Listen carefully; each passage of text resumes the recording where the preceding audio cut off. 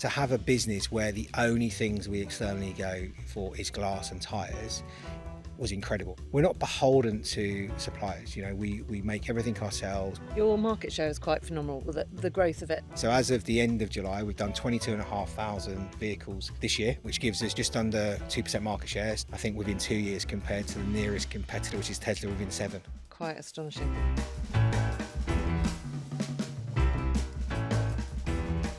Hello, and welcome to Beyond the Battery, a new series from EV Battery Solutions, where we chat with industry experts about the biggest EV topics shaping the industry today. I'm your host, Erin Baker, and each episode I'll be joined by a different leader from the world of automotive and electrification. This week, I'm delighted to welcome Steve Beattie, Sales and Marketing Director at BYD, to talk about the Chinese brand's exciting plans for the UK. Thanks for tuning in. Let's get into it. Hi, Steve. Thanks for being here today. Hey, Erin, thank you for having me. Oh, you're very welcome on this nice, comfy sofa. You look very at home already. I know I'm thinking of putting my feet up in a moment. Yeah, do sit back, relax. We're all friends. Ha. Right. Could you begin by giving us a brief overview of your role and your background in the automotive industry? And I must say, on this series so far, we've had people that have spent a lifetime in automotive and others that have just joined. So I'm interested in where you've come from. Yeah, I'm afraid to say that I've been in it forever, or Ah, it feels like it forever, for about 20 years. So, actually, yeah, so I'm from Luton originally, so don't hold that oh, of against me. So I started my career at Vauxhall because, course. Where as else? you know, everyone from Luton worked at Vauxhall. Both my grandparents worked at Vauxhall, my father did his apprenticeship, and in fact, my brother has just left when they closed the last plant down in Luton. Oh, you are proper running through your genes and your blood.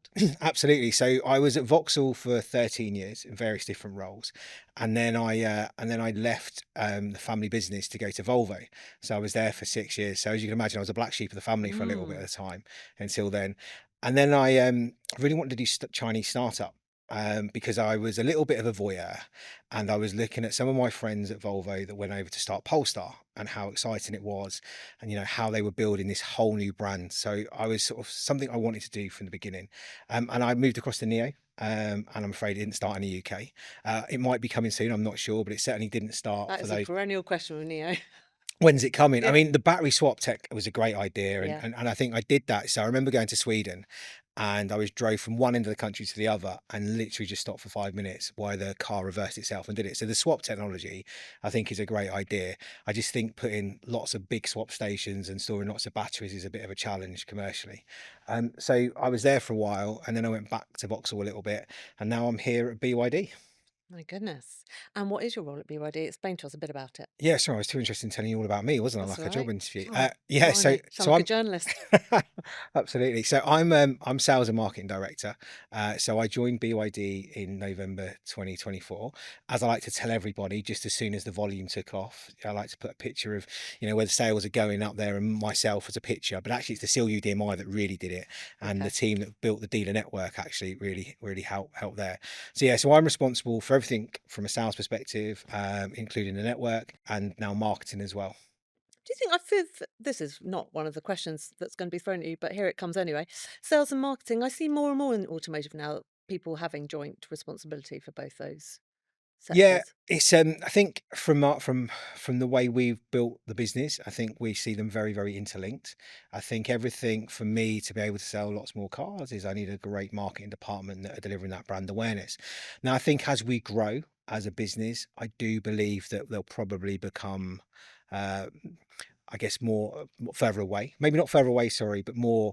We'll need separate leaders for both businesses. So at the moment, as we're in theory a startup, it's fine to have one leader. But as the business gets bigger and bigger, to the size of a VW, dare I say it, that actually we'll need some separate leaders to do that. Mm.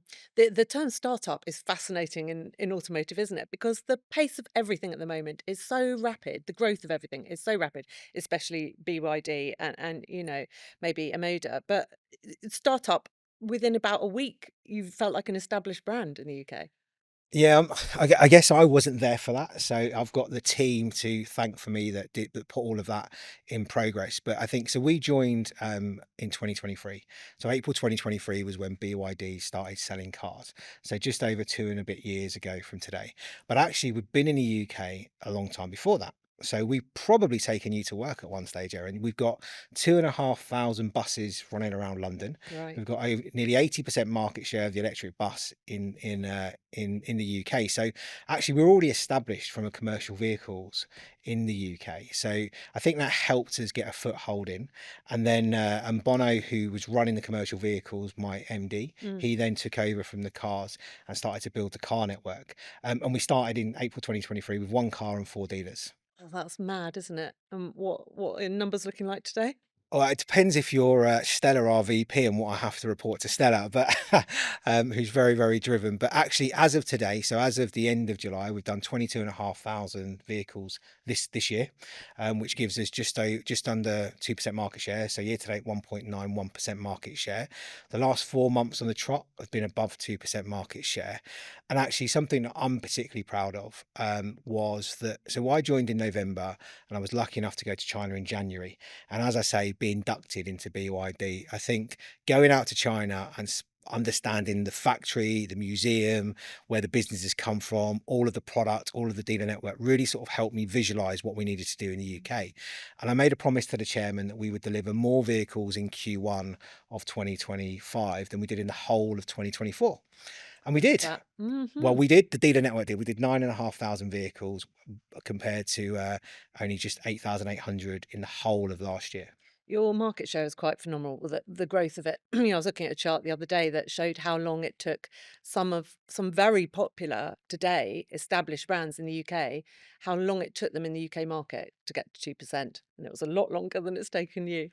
Yeah, and I can understand with the way we have to work at BYD why is that so quick, but we've got a lot to thank them for. And we take if we go back to sort of 40, 50 years ago when Japanese car manufacturers were coming over, into certainly into the UK. I think we as a UK public are much more accepting of new brands and we'll try new things. If we see quality and we see great product and we see reliability, then we'll try different things. And I think the Japanese brands did that for us. And then if you remember, I mean, I was a regional manager. I remember the scrappage scheme, and that was really the sort of, I guess the rise of the Korean brands in terms of their volumes increasing, in terms of them coming over. So I guess as we've then had more Chinese brands come over, we've had that foundation laid for us Yeah. beforehand by different brands, and the UK public are very, very accepting of new products and new tech. That's really interesting you say that because I've seen for a long time in my head, Kia and Hyundai really did sow the seeds in the public's mind for, they came Yep. in as, oh, South Korean brands, not sure about that, dodgy interiors and build quality. And within a couple of years, they brought in European design executives. They'd changed the way that the styling inside and out. They'd done these incredible warranties, and Yeah. suddenly they were the premium guys in town. And that was a pretty, it was a swift turnaround, not as swift an ascent as you, but it laid the foundations, as you say. Yeah, it it absolutely did, and I think, as I say, we've got a lot to thankful for brands that have come in before us. I think also, I think Tesla, have really supported the electric journey in terms of vehicle uptake in the UK, and I think they've broken down barriers for all the car manufacturers that are doing more and more electric vehicles. Yeah, for So sure. I think sometimes it's good to have some pioneers before you because then we can grab on on their coattails and then, as you say, deliver 2% market share I think within 2 years compared to the nearest competitor, which is Tesla within 7. Yeah, quite astonishing. So are we still talking about build your dreams being what BYD stands for? Or have we kind of ditched that? We still talk about it internally. I think we don't have it on the back of our cars anymore. I think for a European audience, it probably wasn't quite right. But actually, as an organisation, we are still very much about building your dreams, really. Yeah, yeah. And so let's talk a bit about specifically BYD positioning in the UK. What's at the heart of your brand? What are the brand pillars, as you Yeah, might say? or I think there's two words that I absolutely love and that I talk about all of the time, and that is premium accessible. And there's two different things there because sometimes premium and accessible doesn't necessarily come together because what does accessible mean? For me, accessible is all about making sure that we've got vehicles that are available to the wider public. We bought in an electric vehicle at £18,700. Our PCP offers start from 269, and that goes all the way through the range. And we've now got six products in the UK. Remind us of your products in UK Yeah, of range. course. So if we start at the sort of the small section and then Yeah. go all the way up. So I'll talk about the electric products first.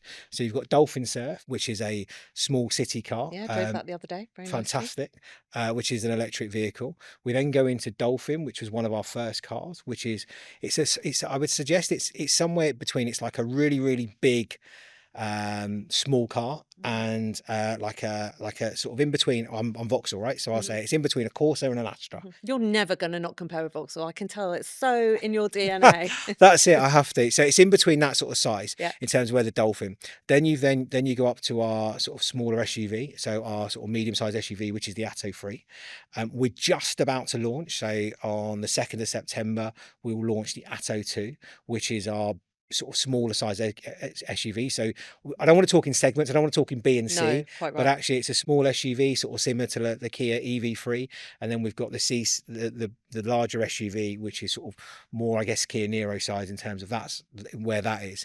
We've then got, I guess, our most premium product, which for me is the C-Line 7, which is a larger SUV with a coupe at the back. So you think of Model Y in terms of Yeah. that's big competitor, and then the Seal, which is like a direct comparison to Model 3. So that's our 5 electric vehicles. And by the time this airs, they'll all be out there. You will have We completed we that might have lineup. even bought Yeah. another one out by then. Who knows Oh, what's in the stunning. portfolio? And then the big one that we're selling a lot of in terms of is our Seal U DMI. So we've got two different technologies. We've got DMI, which is basically our plug-in hybrid technology, Yeah. and that's again a large SUV. I love plug-in hybrids, but that's for another day.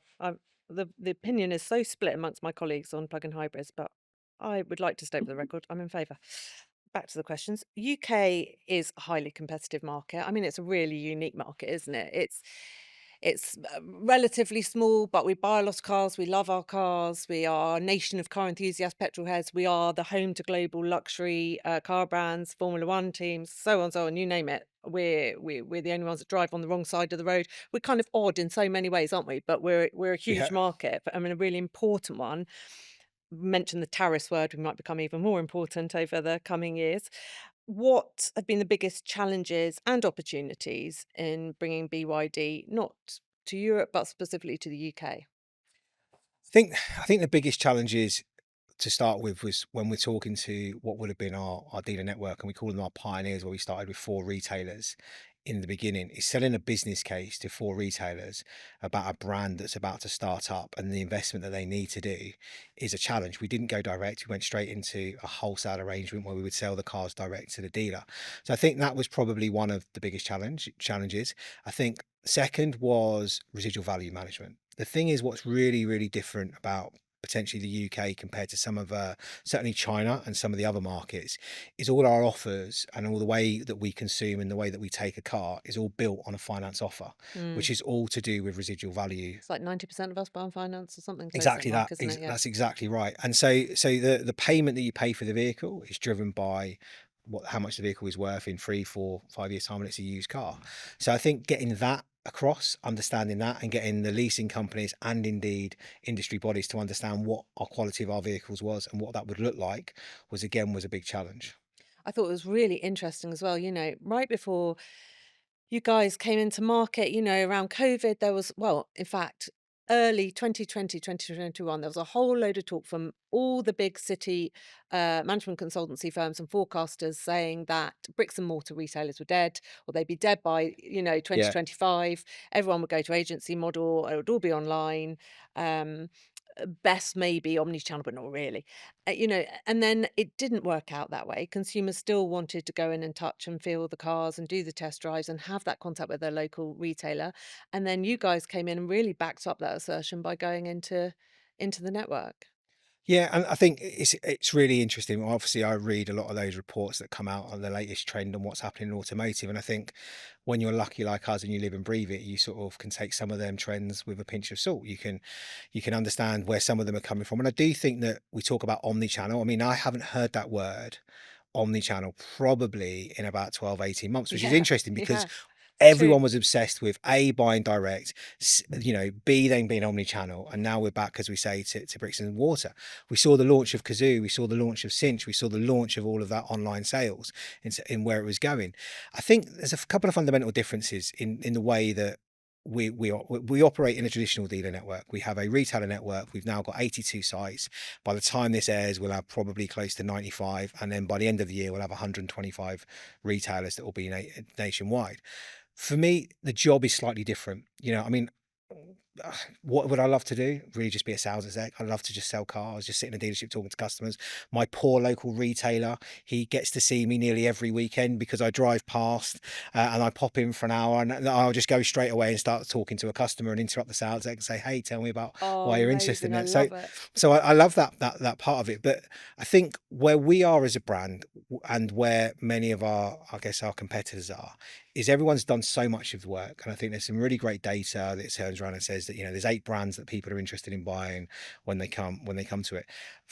As you go into now buy a car, you've done it's not, everyone knows you've done all your homework and you understand what you are.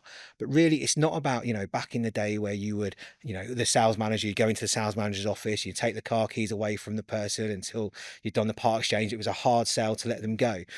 We let people go and try the product. We're quite content in our retailers for the customer to come in, see the car, understand the offer, have a great experience, and then actually go and try a competitor's model because we know our product stands up. And I think that's a way that the model has changed very differently in terms of letting people go and see what they want to do. Whereas much more of I think before COVID, it was much more of a closed sale, get the person in. Whereas now it's much let them go and experience, and people will then guide what they want. And why do I want to go into a retailer? Or why do I, whenever I buy anything, if I go and buy a kitchen, I might see what I want online. I want it to be validated. I want an expert to tell me what I'm thinking is right in that purchase. And I think that's what the online sale doesn't do. It doesn't validate my feelings for that purchase. Yeah, interesting. I think there's something in there about what you say about the platform hasn't changed. People still want the framework, which is bricks and mortar and physical retail experience. What's changed is the way that experience unfolds when you're in the Absolutely, you're right. dealership. That's Yeah. really, really important. Yeah, I'm glad we've nailed that one. Good. One thing that sets BYD apart quite clearly is its control over the full value chain, that it's, vertically integrated from battery to vehicle. How is that helping you deliver a better EV offering to UK consumers? That's a great question. I think we all lived through the chip shortage, the semiconductor Sure shortage, did. and then there was loads of other part shortages after that. So actually, to have a business where the only things we externally go for is glass and tires was incredible, and that was one of the reasons I joined the business when I found out about vertical integration. To sort of visualize that, I guess, as I say, I've been over to China a couple of times, and we've got this fantastic museum where it shows the journey of our 30 years because we are only 30 years old, and actually, automotive even less than that, probably closer to 15 years old, really in automotive. But you've got this car, and it's in a room like this, and as you walk through, and all of the parts are painted black, and it's got everything hanging, and all the individual parts of a car, Right. and it's the only things that are different color are the tires and the glass, and it just sort of shows Is exactly. that really it that comes from external Yeah, suppliers? yeah, that's exactly right. Insane. It's incredible. It's incredible, and that really sort of made it come home for me, and sort of visualizing the way that we do that. Now, what does that mean? Why is that important for the consumer that buys the car, or B, other car manufacturers? Well, as I say, we're not beholden to suppliers. We make everything ourselves, which in theory should be able to give us the opportunity to bring cars, never have a supply chain issue, and bring cars at a competitive price to our customers. Very interesting. Now your blade battery. See, I'm an journalist with a degree in English literature. For me, getting my head around battery technology and chemistry is a complete and utter nightmare. But the blade battery was one of the few things that stood out to me in a press conference from any OEM recently as something where something in me clicked. I thought, that's fascinating. I still don't fully understand it, but it looks different and it looks interesting and it looks like it's part of the value proposition of BYD in this car. Can you tell us a bit about blade technology and how it helps address some of the big concerns around long-term performance, safety, whatever for consumers? Yeah, yeah, absolutely. I think first of all, if we look at, I guess, sort of take the opportunity to take us back to this on this 30-year journey.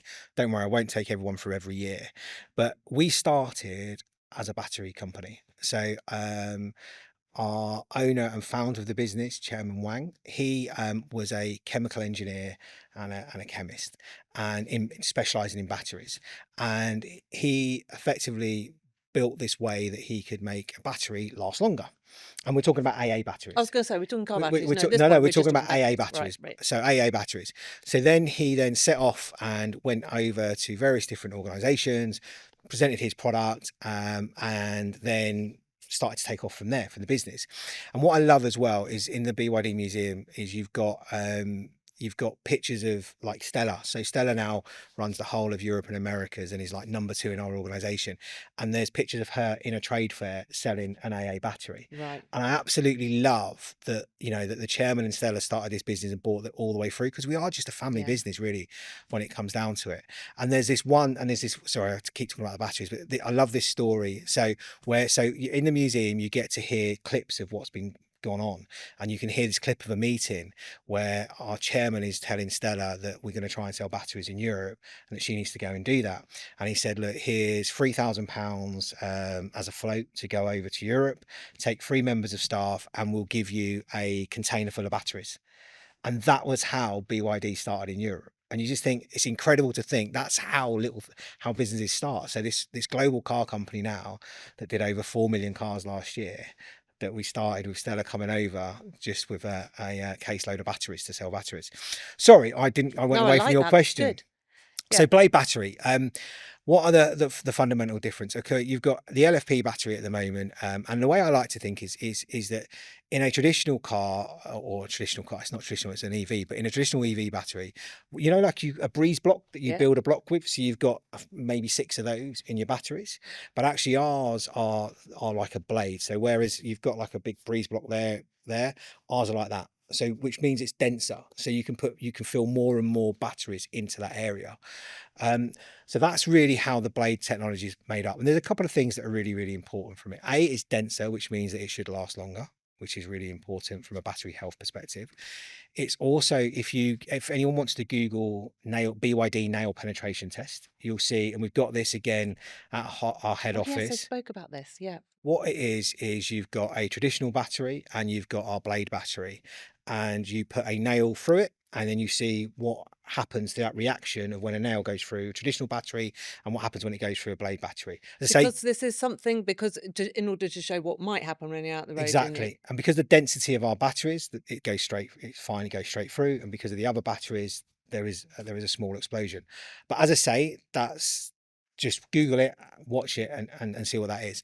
And I think the final thing is, as I said, is in terms of the safety of the battery. So the battery is built into the vehicle and into the chassis of the vehicle. So all of our chassis are built rigid with the battery in, which really, really supports, I guess, the stability of the car. Yeah, it helps with handling and all sorts of things, Yeah. doesn't it? You get more structural rigidity. That's exactly the word. I can't say it, so I'm glad you did. No, I know, I nearly stumbled. Um, what does it mean though in terms of repairs, in terms for companies like EV Battery Solutions that might be supporting with remanufacturing, repair, diagnostics, and so on? Does it fit into people's ability to, or is it so unique that people go, "Oh no, it's a BYD battery. I can't deal with one of those. It's too Well, clever." yeah, I mean, well, no, it's really simple. So as a consumer, you don't need to worry about the battery at all. I think what's interesting is we make batteries for many other car manufacturers as well. So we don't just sell our cars with car batteries. So if you want to get on Google or ChatGPT or any other, maybe ask Jeeves and find out, we do You supply really have batteries shown for your others. age. So you can see that why our batteries are in such demand. I think, as I said, it's because the vehicle it's denser, so and it's safer, and there's less chemicals in our batteries. And does that also help with efficiency in terms of miles per kilowatty what? Depends on how you drive. So if you drive like me, then maybe it doesn't matter what car you're in, your battery range is You're going going to to do be a about little one bit. mile. Yeah, I'm afraid I'm always in a hurry for no apparent reason. But I think it's the longer lasting of our batteries, and actually as the battery health goes on is really what's important. And you guys presumably are doing, speaking of battery health, are doing stuff around battery health certificates or being able to explain to consumers about battery health, because it's such a major thing, isn't it, when people come to buy a used EV in particular? Yeah, again, it's really interesting because we're having to change that shift of how we buy a car, because how we bought a car before is based on miles, but actually it's not necessarily based on miles. It depends on how you use that battery. We Mm. talk about, the cycles of how many cycles a battery can take. And of course, when you fast charge, it's very different to when you slow charge it. The importance of the blade battery as well is that you can fully charge it to 100%. So where you'll be told to only charge to 80, Ha! It's like you saw my next question coming in exactly right, because this whole I get so fed up with the industry saying to consumers, "Oh, don't let it go below 20 and don't let it go above 80." Consumers immediately turns them off EVs because they think this now sounds extraordinarily complicated and like I've got to do even more planning around how I use my electric Yeah. car. No, so great news, just plug it in, let it go to 100%. That's absolutely no problem with our batteries. So that will therefore continue with the battery health. That's one of the great things about the density of the blade battery. You're building a new relationship with drivers, as all car brands are who are having to sell EVs, because this is not a question of people just coming in for their next car. It's people coming in to ask about an entire new way of transporting themselves to A to from A to B, really, isn't it? And I think the dealers miss out on the fact that they need their hand holding a lot more than they would if they were just buying another ICE car, and missing a trick. What's BYD's approach to making EVs exciting and desirable to UK buyers? Karaoke. Oh, music to my ears, literally. See what I No, did there? every car does come with karaoke, and you can purchase a mic to do karaoke in your car. So why not? No, but Oh, wow, I didn't realise there was a so mic as well, well. maybe we can do some karaoke later. I'm not That sure. I don't know. screams social media opportunity to me. So I guess so going back to what are we trying to do differently? I think first of all, we've talked a lot about batteries, and of course we were a battery company. We're now an automotive company, or we still make batteries as well. But ultimately, it's not. We haven't just given up on the combustion engine. We still feel it has a part to play in mobility moving forward. Now, our vehicles are all what we deem as new energy vehicles. So you might have heard this saying Yeah, NEV. yeah. So you've got BEV, battery electric vehicle, NEV, new energy vehicle. So that means that we've either got an electric vehicle or we've got DMI, which is our plug-in hybrid. So we're not saying that we're a traditional ICE engine, but whereas the CLU DMI, the technology in that vehicle, is that you've got a plug-in hybrid as well, and you can do in terms of that vehicle over 700 miles in range, including the engine as well as the battery. So we're not just about pure electric vehicles, and actually the models that we'll be launching for the end of the year and into Q1 of next year will also there'll be a number of plug-in hybrid vehicles that will come in, or DMI technology as we call it. And that for me is the transition. Everyone's different. So I've been driving an electric vehicle for about 4 years now. And I was lucky that I worked for a car brand that I had two cars. One was a plug-in hybrid and one was electric vehicle. And for near enough 90% of my journeys, I drove the electric vehicle. And then if I had to go really far to see a retailer, I'd jump in the other car. Now that was cheating a little bit back then. Whereas now I'm just completely pure electric. And I don't mind, it's the journey. You know that you're gonna have to stop for 15 minutes. And often my bladder will not outlast the car, so with the range. That's what So everyone over the age of 45 is saying about their electric cars. so that's sort of where I guess where we are with our cars. But I think what we're making exciting about our cars is the tech and the gear that you get in them. As I said, I joked about karaoke. Everything's got a 360 roof. You press the screen, and you can have it in two different ways. The screen, and actually and this is where the premium bit comes into the accessible bit. So premium is about the quality, about the build, and about all of the tech you get in the cars. And I love reading the social media groups on why people have chosen, and it all comes down to I didn't realize how much tech you can get for the value. Right. And that's what Yeah. really people choose. Yeah. Interesting. So, what should we expect next from BYD in the UK?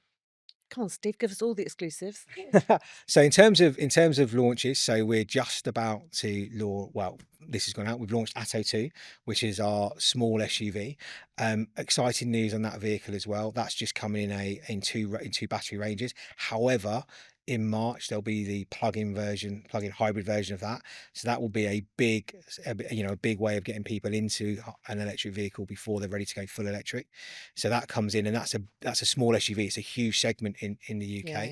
yeah. We're also at the end of the year we're launching SEAL 6, which is a saloon and an estate plug-in hybrid as well. So DMI comes, and then halfway through next year there'll be a big car that will be coming for us that will be really sort of some real a game changer in terms of volume. And on that cliffhanger, we shall end. Thank you so much, Steve. It's been a real pleasure. Yeah, no, thank you for your time. Please have me back again. Thank you for watching. Please remember to like and share this episode and follow EV Battery Solutions Europe on LinkedIn and YouTube to keep up to date with the rest of the series.